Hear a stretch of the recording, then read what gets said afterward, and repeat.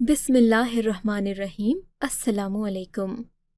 باہر بہت شدید بارش ہو رہی تھی اور میں ہسپتال کی طرف جا رہی تھی۔ میں یہاں پہ کام کرتی تھی اور اتنی بارش تھی کہ سامنے کے راستے پہ کوئی بھی نہیں تھا۔ جب میں نے دیکھا کہ ایک لڑکی پاگلوں کی طرح بھاگتی ہوئی آ رہی تھی، اس نے ہسپتال کے ہی کپڑے پہن رکھے تھے، مجھے فوراً پتہ چل گیا کہ یہ کوئی مریضہ ہے، اور کیونکہ میں یہاں نرس کا کام کرتی تھی اسی لیے میں فوراً اس کی طرف بڑھی۔ میں نے کہا، کہاں جا رہی ہو بی بی، کہاں جا رہی ہو؟ وہ بری طرح بھاگ رہی تھی، پاگلوں کی طرح۔ اس نے میرے پاس سے نکل جانا تھا جب مجھے اس کے سامنے آ کر اسے روکنا پڑا، لیکن جب اسے دیکھا تو قدموں تلے سے زمین نکل گئی، کیونکہ میں اسے اچھی طرح سے جانتی تھی۔ میں نے کہا، کہاں جا رہی ہو تم؟ تو وہ کہنے لگی، مجھے چھوڑ دو، مجھ سے بہت بڑا گناہ ہو گیا ہے، اللہ ہی مجھے معاف کرے گا کہ مجھ سے بہت بڑا گناہ ہو گیا ہے۔ چلاتی ہوئی وہ وہاں سے بھاگ گئی۔ میں حیران ہو کے آگے بڑھی۔ میں نے پوچھا کہ یہ مریضہ جو ابھی یہاں سے بھاگی ہے، یہ کون سے کمرے میں تھی؟ مجھے ریسیپشن پہ کھڑی میری دوست نے بتایا کہ وہ تو کمرہ نمبر 303 میں تھی۔ میں فوراً کمرہ نمبر 303 کی طرف بھاگی۔ اندر گئی تو معاملات کچھ عجیب سے لگ رہے تھے، چیزیں ادھر ادھر بکھری پڑی تھیں، لیکن میں اچھی طرح جانتی تھی کہ اسے یہاں پہ ایڈمٹ کیوں کیا گیا تھا، اسی لیے میں نے فوراً جھولے کی طرف دیکھا۔ جھولے میں تو کچھ نہیں تھا۔ میں باتھ روم میں دیکھنا بھول گئی اور واپس جانے لگی جب مجھے باتھ روم سے کچھ عجیب و غریب قسم کی آوازیں آئیں۔ میرے قدم بھی رک گئے اور میری سانسیں بھی۔ جب میں اندر داخل ہوئی تو سامنے کا منظر دیکھ کے حیران رہ گئی، کیونکہ باتھ روم کی سنک کے اندر کسی کا مکافات عمل چیخ رہا تھا۔ وہاں تو مجھے ہسپتال میں کام کرتے ہوئے 3 سال ہو گئے تھے۔ میں گاؤں میں موجود اپنے گھر والوں کے لیے پیسے کمایا کرتی تھی اور شہر میں رہتی تھی۔ اس شہر کو بھی اتنا زیادہ وقت نہیں ہوا تھا کہ یہ گاؤں سے شہر بن گیا تھا۔ یہاں پر بھی کچھ لوگ پرانے اور پرانی سوچ کے تھے، باقی یہ یہاں پر واحد ہسپتال تھا جہاں میں کام کیا کرتی تھی۔ میں اپنی کزن کے ساتھ رہتی تھی تو وہ میری کزن، لیکن وہ مجھ سے کمرے کے پیسے لیتی تھی کیونکہ یہ اس کا اپنا گھر نہیں تھا بلکہ سسرال کا تھا۔ اس کا نام شاہین تھا۔ وہ بہت ہی زیادہ خوبصورت تھی۔ مجھے انہوں نے اپنے گھر کے کونے میں بنے ہوئے ایک کمرے میں جگہ دی ہوئی تھی۔ ان کے گھر سے اوپر بھی دیوار ڈالی گئی تھی۔ پتہ نہیں یہ اتنا سا حصہ کس کا تھا، لیکن انہوں نے کہا یہاں پہ بس ایک کمرہ اور ایک باتھ روم ہی ہے۔ کچن میں نے کمرے کے اندر ہی بنایا ہوا تھا، کیونکہ میں اکیلی تھی اسی لیے مجھے کوئی مسئلہ نہیں ہوتا تھا۔ شاہین اپنے شوہر کے ساتھ رہتی تھی اور اس کی ایک ساس بھی تھی جو کہ آنکھوں سے اندھی تھی۔ جب میں نے شاہین سے بات کی کہ تم جس شہر میں رہتی ہو، میری نوکری وہاں پہ لگ گئی ہے، مجھے رہنے کے لیے جگہ چاہیے ہوگی، تو کیا میں تمہارے گھر میں رہ سکتی ہوں؟ اس نے مجھے سیدھا ہی جواب دے دیا اور ایسی بات کہی کہ میں حیران رہ گئی۔ میں نے کہا، تم بھی جوان اور خوبصورت ہو، میری ابھی ابھی شادی ہوئی ہے، میرا شوہر بھی جوان اور خوبصورت ہے، میں تمہیں اپنے گھر میں رکھ سکتی ہوں۔ خود سوچو، آگ اور پانی کو ایک جگہ نہیں رکھا جا سکتا۔ یہ بات سن کے حیران رہ گئی کہ اگر اس نے انکار ہی کرنا تھا تو کوئی اور بات کر دیتی۔ اس نے تو سیدھا کہہ دیا کہ میرا شوہر جوان ہے اور تم خوبصورت ہو، اسی لیے تمہیں اپنے گھر میں نہیں رکھ سکتی۔ وہ کیا کہنا چاہتی تھی کہ میں جاتے ہی اس کے شوہر کے ساتھ چکر چلا لیتی، اور وہ مجھ پہ شک کر رہی تھی، یا اپنے شوہر پہ، بس پھر اپنے آپ پہ، تو وہ مجھ سے بھی زیادہ خوبصورت تھی۔ خیر، میری مجبوری تھی۔ میں نے کہا، یار ایسی کوئی بات نہیں، پھر میرا اس شہر میں اور کوئی نہیں ہے، اگر میں ہاسٹل یا کسی ہوٹل میں رہی تو وہ میری آدھی تنخواہ ادھر ہی چلی جائے گی، تھوڑی مہربانی کرو، میں تمہیں رہنے کے لیے پیسے دے دوں گی۔ اس نے پھر مجھے کہا کہ ایک حصہ ہے لیکن وہاں پر ایک گندا سا کمرہ ہے، گندی سی جگہ ہے، پیچھے گٹر ہے، کمرے سے بدبو آتی ہے، اگر وہاں پہ رہنا چاہتی ہے تو رہ لے، پیسے پھر بھی دینے پڑیں گے۔ اب میں اس کو مہینے کے 3,000 روپے دیا کرتی تھی، اور جس کو بھی بتاتی کہ اس جگہ کے 3,000 دیتی ہوں تو لوگ کہتے تمہیں تو اس جگہ پر رہنے کے لیے 3,000 لینے چاہیے، تم نے اس جگہ کو آباد کیا ہے۔ یہ کمرہ بھی بہت چھوٹا تھا، جگہ بھی بہت تنگ تھی، پیچھے گٹر تھا جہاں سے ہر ٹائم بدبو آتی تھی۔ میں نے اس گٹر کو کھلوانے کی بہت کوشش کی لیکن کچھ نہیں ہوتا تھا۔ مجھے لگتا تھا شاید میں ہی بری انسان ہوں جو مجھے رہنے کے لیے ایسی جگہ ملی، لیکن پھر چند ہی دن میں یہ بھی جان گئی کہ مجھ سے زیادہ بھی کوئی برا ہے، اور وہ تھی شاہین۔ وہ اپنی ساس کے ساتھ بہت ہی برا رویہ رکھتی تھی، اتنا زیادہ کہ اگر کسی کو بتایا جائے تو وہ حیران ہو جائے اور کہے کہ نہیں، ایسا کوئی بھی نہیں ہوتا، کیونکہ دیکھنے سننے میں تو یہی آتا ہے کہ ساسیں ہی بہوؤں کے ساتھ اچھا رویہ نہیں رکھتی، ان کو تانے دیتی ہیں، باتیں سناتی ہیں، گھر کے سارے کام کرواتی ہیں۔ لیکن یہاں پہ معاملہ الٹا تھا۔ وہ اپنی ساس سے گھر کے کام تو نہیں کروا سکتی تھی کیونکہ اس کی ساس آنکھوں سے اندھی تھی، لیکن ان پہ ہر طرح کا ظلم کرتی تھی۔ مجھے اکثر اس کی ساس کے رونے اور چلانے کی آواز آتی تھی۔ ایک دن میرے پاس آئی اور کہنے لگی کہ تم نرس ہو نا؟ میں نے کہا ہاں۔ اس نے کہا پھر گھر میں بھی کوئی پٹی سامان رکھا ہوا ہے؟ میں نے کہا ہاں، ہم رکھتے ہیں۔ کیوں، کیا ہو گیا؟ خیریت ہے؟ اس نے کہا ذرا آنا، میری ساس کو چوٹ لگ گئی ہے۔ میں نے کہا کیوں، کیا ہو گیا، کیسی ہے وہ؟ اس نے کہا زیادہ ہمدردی کرنے کی ضرورت نہیں ہے، بس جلدی جلدی ذرا پٹی کر دو۔ میں تو یہ دیکھ کے حیران رہ گئی کہ اس کی ساس کی حالت تو بہت بری تھی، اور وہ تو مجھے ایسے بلانے کے لیے آئی تھی جیسے انگلی پہ کوئی چھوٹی سی چوٹ لگ گئی ہو، لیکن یہ تو اتنا بڑا زخم تھا۔ میں نے فوراً ان کو دیکھا اور کہا ڈاکٹر کے پاس لے جانا پڑے گا۔ اس نے کہا نہیں، ڈاکٹر کے پاس نہیں لے جا سکتی نا، میرے پاس پیسے ہیں ہی نہیں، اس وقت گھر میں اس کا بیٹا ہے، بس تم جلدی سے پٹی کر دو۔ میں نے کہا یار، پٹی والا زخم نہیں ہے، ڈاکٹر دیکھے گا، شاید ٹانکے وغیرہ بھی لگ جائیں۔ اس نے کہا نہیں، جو تم کر سکتی ہو تم ہی کر دو، نہیں تو تم بھی چلی جاؤ۔ میں اٹھ کے جانے لگی تو اس کی ساس نے میرا ہاتھ پکڑ لیا۔ اس نے کہا بیٹی میری مدد کرو، نہیں تو یہ میرا علاج بھی نہیں کروائے گی، خدا را میری مدد کرو۔ میں نے کہا اچھا ماں جی، میں آپ کی مدد کرتی ہوں۔ میں نے زخم پہ پٹی کر دی، جبکہ پٹی والا مرہم نہیں تھا۔ انہوں نے میرا شکریہ ادا کیا۔ وہ ایک بوڑھی سی عورت تھی، ان کی آنکھوں میں بینائی بھی نہیں تھی۔ عمران کی عمر ان کی بہت زیادہ لگتی تھی، ایسا لگتا تھا کہ یہ بیٹا ان کا سب سے چھوٹا بیٹا ہے۔ میں نے کہا آپ کی کوئی اور اولاد نہیں ہے؟ میں پٹی کرتے کرتے آہستہ آہستہ آواز میں ان سے بات کر رہی تھی۔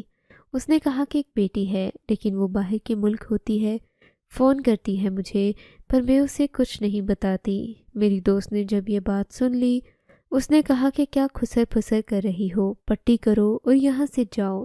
میں نے کہا شاہین، ان کی حالت تو دیکھو ذرا، ان کا بیٹا آئے تو اسے کہنا کہ انہیں ہسپتال لے جائے، میرے والے ہسپتال میں لے آنا، میں جلدی چیک اپ کروا دوں گی۔ اس نے کہا ہاں ہاں لے آؤں گی، تمہارے والے ہسپتال میں۔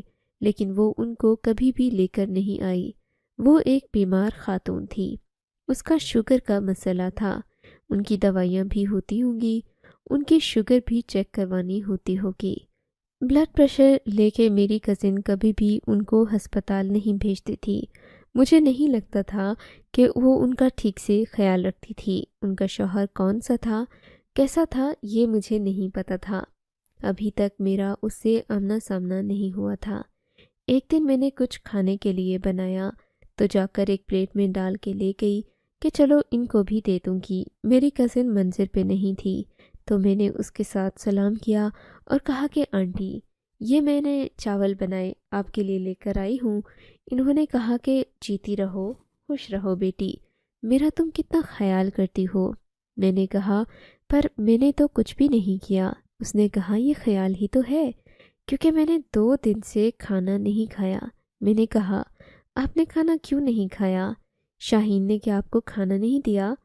اس نے کہا نہیں بیٹا، پتہ نہیں، اس نے تو کھانا بنایا ہی نہیں، ورنہ آواز آ جاتی، شاید اس نے خود بازار سے منگوا کے کھا لیا، وہ کیا کہتے ہیں، اس کو آرڈر کر لیا ہوگا۔ میں نے کہا تو پھر آپ کے لیے بھی آرڈر کر لیتی۔ کہنے لگی نہیں بیٹا، بازاری کھانے میرے لیے اچھے نہیں ہیں، شاہین کہتی ہے کہ آپ نے بازار کا کھانا نہیں کھانا۔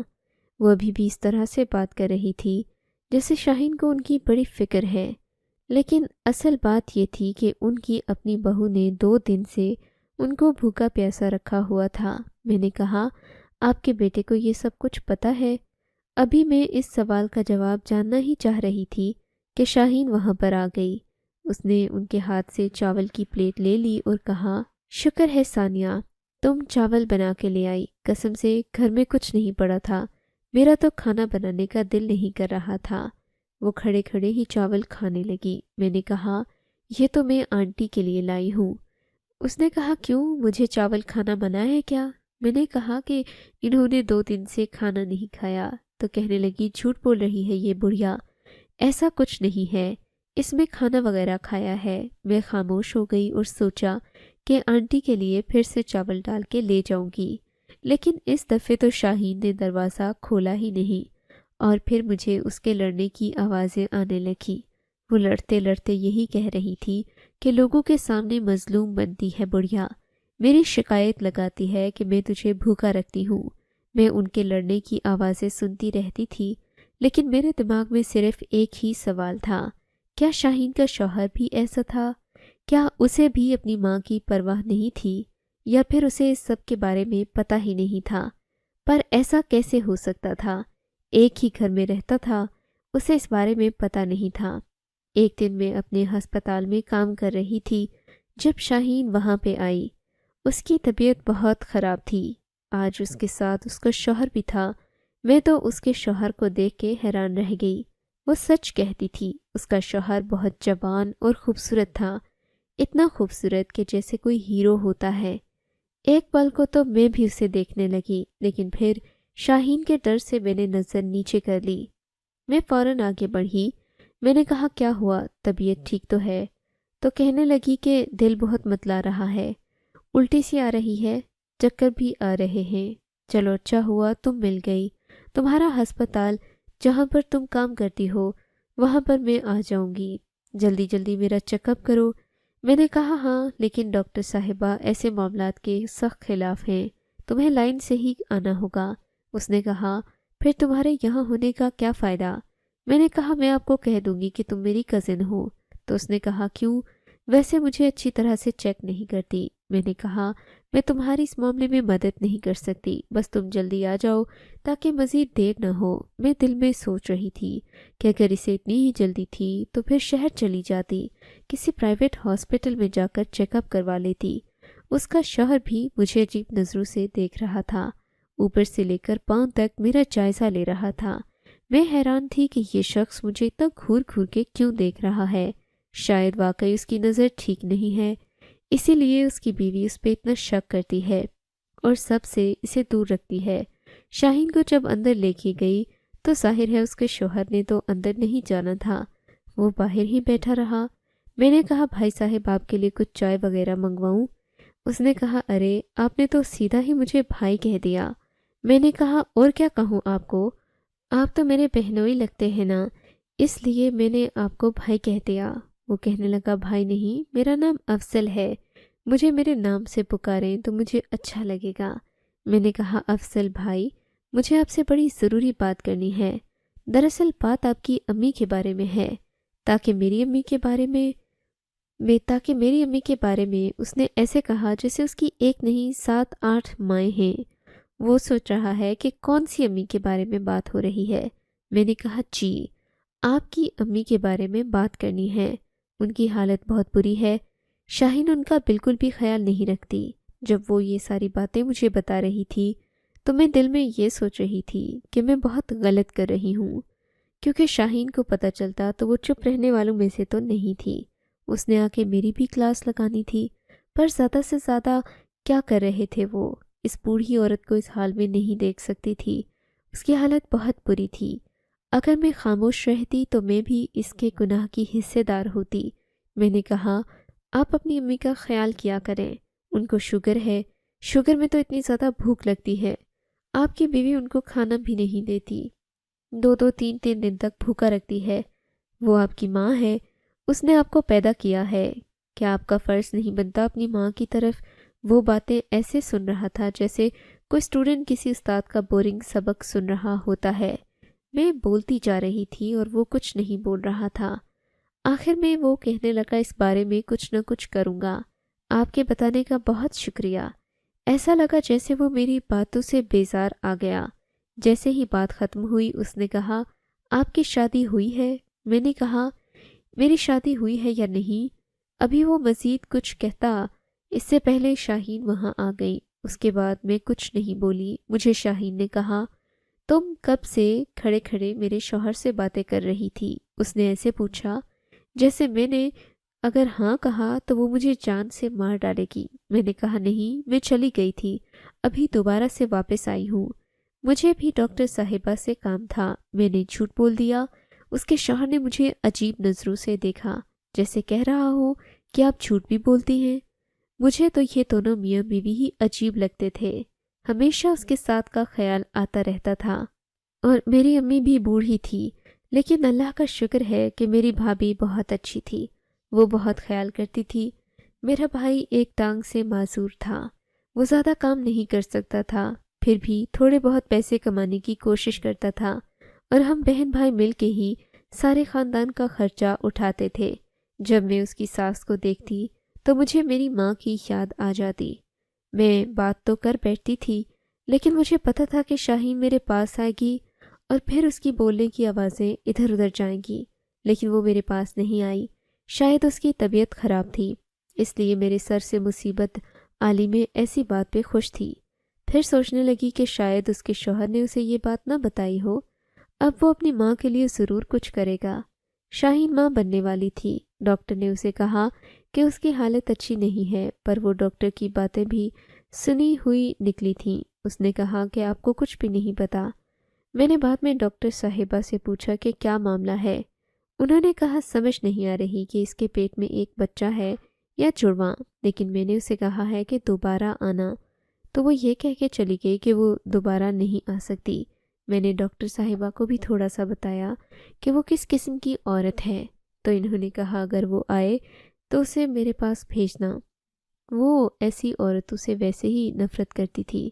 ڈاکٹر صاحبہ نے بڑی عجیب بات کی۔ انہوں نے کہا، دراصل جو لوگ اولاد حاصل کرنے کے لیے مرے جاتے ہیں ان کے ہاں اولاد نہیں ہوتی، اور جن لوگوں کو اولاد کی قدر نہیں ہوتی ان کے ہاں اولاد ہو جاتی ہے۔ پتہ نہیں اللہ دے کے آزماتا ہے یا نہ دے کے آزماتا ہے، سمجھ نہیں آتی۔ میں نے کہا شاید دونوں دفعے ہی آزماتا ہے۔ دن اسی طرح گزر رہے تھے۔ شاہین دوبارہ ہسپتال گئی ہی نہیں تھی، لیکن اس کا پیٹ بہت زیادہ موٹا تھا۔ اب تو اسے بہانہ مل گیا تھا، وہ ویسے ہی گھر کے کوئی کام نہیں کرتی تھی، اب تو اس کے گھر سے بھی بدبو آنا شروع ہو گئی۔ اس کے گھر کی بدبو میرے گھر تک آتی تھی۔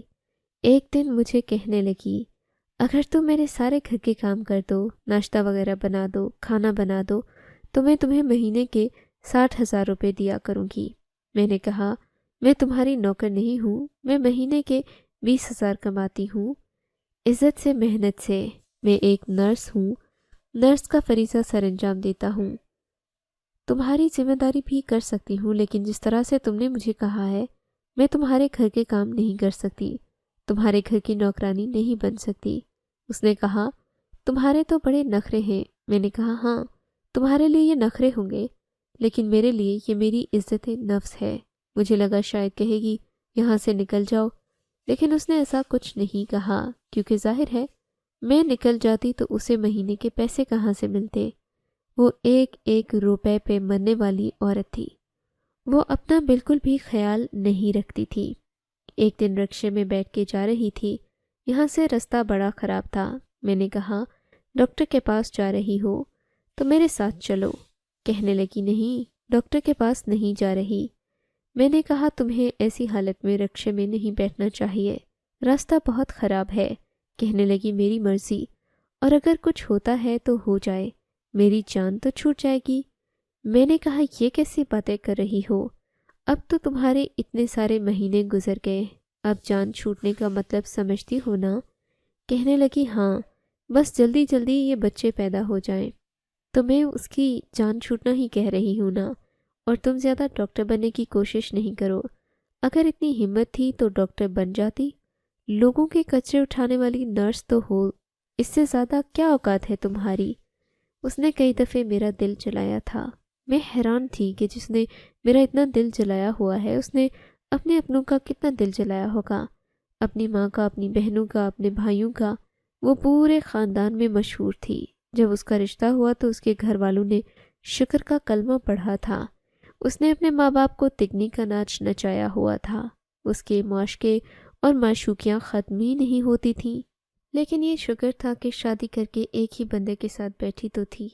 اس کے گھر والے تک اس کے گھر نہیں آتے تھے، اگر آ جاتے تو ان کو بھی باتیں سناتی کہ کچھ لے کے کیوں نہیں آئے، میری بے عزتی کرواتی۔ وہ ہمارے خاندان کا ایسا کردار تھے جسے کوئی پسند نہیں کرتا تھا۔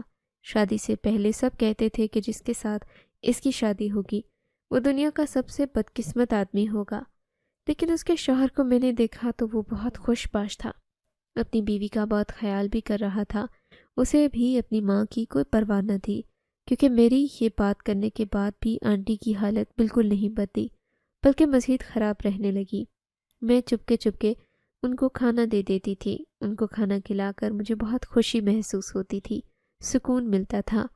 آخر وہ بھی تو میری ماں کی عمر کی تھیں، مجھے تو ان کی خدمت کر کے ثواب کمانے کا موقع مل رہا تھا۔ ماں باپ کی خدمت کرنے کی سعادت مندی بھی بڑی مشکل سے آپ نے نصیب میں آتی ہے۔ دن اسی طرح گزرنے لگے۔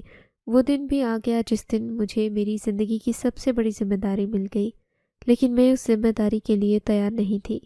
میں ہسپتال کی طرف جا رہی تھی اور باہر بہت تیز بارش ہو رہی تھی جب شاہین پاگلوں کی طرح بھاگتی ہوئی میری طرف آئی۔ مجھے نہیں پتہ تھا کہ آج اس کا ڈیلیوری کا دن ہے، کیونکہ وہ دیکھنے میں بالکل موٹی نہیں لگ رہی تھی، لیکن اس کی حالت بہت بری تھی۔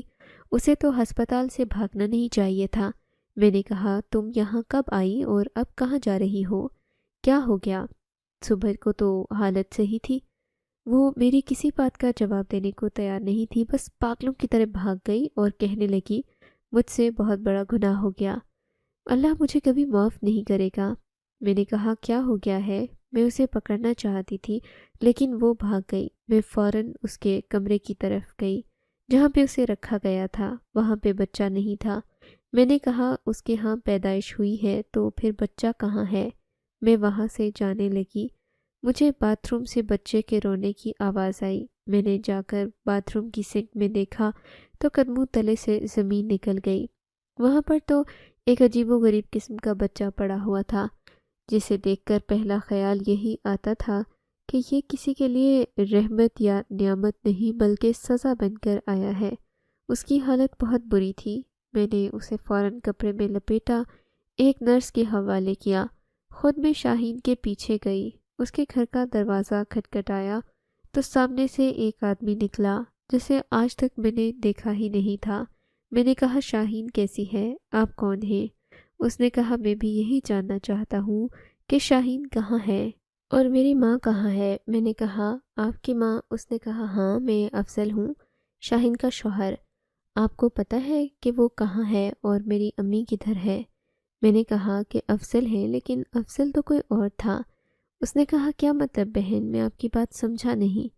اس نے کہا کہ میں شاہین کا شوہر ہوں افضل، اور میں باہر کے ملک میں کام کرتا ہوں، ابھی واپس آیا ہوں، لیکن گھر میں نہ میری ماں ہے نہ میری بیوی۔ میں تو حیران رہ گئی، جتنا مجھے پتا تھا سب کچھ بتا دیا۔ بعد میں جو بات سامنے آئی وہ یہ تھی کہ شاہین نے کسی اور کے ساتھ تعلقات رکھے ہوئے تھے جس کے ساتھ وہ ہسپتال میں آئی تھی۔ اس کا شوہر نہیں تھا، اس کا شوہر ادھیر عمر کا آدمی تھا جس کے ساتھ اس نے شادی کی تھی۔ وہ لڑکا کہاں تھا یہ تو کسی کو نہیں پتا تھا، وہ تو بھاگ چکا تھا۔ پر افسوس کی بات یہ تھی کہ شاہین نے اپنی ساس کو اس گھر سے روانہ کرنے کے بعد ان کی لاش کو گھر میں ہی کہیں چھپا کے رکھ دیا تھا، تبھی تو گھر میں اسے اتنی بدبو آ رہی تھی۔ جب اس شخص کو یہ سب کچھ پتہ چلا تو وہ حیران رہ گیا۔ مجھے بھی بہت دکھ ہوا۔ اب پتہ چلا کہ گناہ میں کتنا بڑا گناہ کیا تھا، سزا اتنی ہی بڑی تھی۔ میں نے اس بچے کے بارے میں بھی بتا دیا، بچہ کس طرح کا تھا یہ بھی بتایا۔ وہ اپنے ہی دکھ میں تھا۔ اس نے کہا، میں اسے طلاق دے دوں گا، اس نے میری ماں کو مار ڈالا ہے۔ وہ تو وہاں سے چلا گیا، بچہ میرے پاس تھا۔ میں نے ڈاکٹر کو دکھایا، ڈاکٹر نے کہا زیادہ دیر تک زندہ نہیں رہے گا، لیکن ابھی تک زندہ تھا۔ سمجھ نہیں آتی تھی کہ کیا کروں، جب اچانک خبر ملی کہ ریل کی پٹریوں پر کسی خوبصورت لڑکی کی لاش ملی ہے۔ میرا دل بیٹھ گیا۔ وہ کون ہو سکتی تھی؟ وہ شاہین تھی۔ اس نے خودکشی کر لی۔ شاید اپنے گناہوں کی سزا کا نظارہ کرنے کے بعد اس کی آنکھیں کھل گئی تھیں، لیکن پھر بھی اس نے حرام موت کو ہی گلے لگایا، کیونکہ شاید یہی اس کا انجام تھا۔ بچہ ابھی بھی میرے پاس ہے۔ ہر گزرتے دن کے ساتھ ایسا لگتا ہے کہ اس دنیا سے چلا جائے گا، لیکن وہ بچ جاتا ہے۔ میں اسے سنبھال رہی ہوں۔ اب آپ لوگ مجھے بتائیں کہ میں کیا کروں۔ مجھے آپ لوگوں کے مشورے کے ساتھ سخت ضرورت ہے، کیونکہ فی الحال میں شاہین کے گھر میں ہی رہ رہی ہوں۔ اس کا شوہر واپس چلا گیا ہے، یا شاید اتنا پریشان ہو گیا ہے کہ گھر واپس نہیں آنا چاہتا، پر وہ کبھی نہ کبھی تو آئے گا۔ کچھ لوگ میری مدد بھی کر رہے ہیں، اس بچے کی دوائیوں کے لیے اور دیگر اخراجات کے لیے پیسے دیتے ہیں۔ میں نے ابھی تک اپنے گھر والوں کو بھی نہیں بتایا کہ میں ایک بچے کو پال رہی ہوں۔ مجھے بہت ڈر لگ رہا ہے۔ آپ لوگوں کے مشورے کی ضرورت ہے۔ پتہ نہیں میرے اور اس بچے کے نصیب میں کیا لکھا ہے، لیکن شاہین نے اپنا نصیب خود لکھا۔ وہ چاہتی تو ایک وفادار عورت بن کر اپنی زندگی کو بہتر بنا سکتی تھی۔ وہ شخص کیسے اس کے لیے پریشان تھا، یہ میں نے اس کی آنکھوں میں دیکھا۔ وہ برا آدمی نہیں تھا، لیکن اس نے اسے دھوکہ دیا، اور پھر اللہ نے شاہین کو کیسی سزا دی۔ آپ کو اگر یہ کہانی اچھی لگی ہے تو اس ویڈیو کو لائک کیجیے، اور اس طرح کی مزید کہانیاں سننے کے لیے ہمارے چینل کو ضرور سبسکرائب کیجیے۔ کہانی سننے کا شکریہ۔ آپ سے ملاقات ہوگی اگلی ویڈیو میں۔ تب تک کے لیے اللہ حافظ۔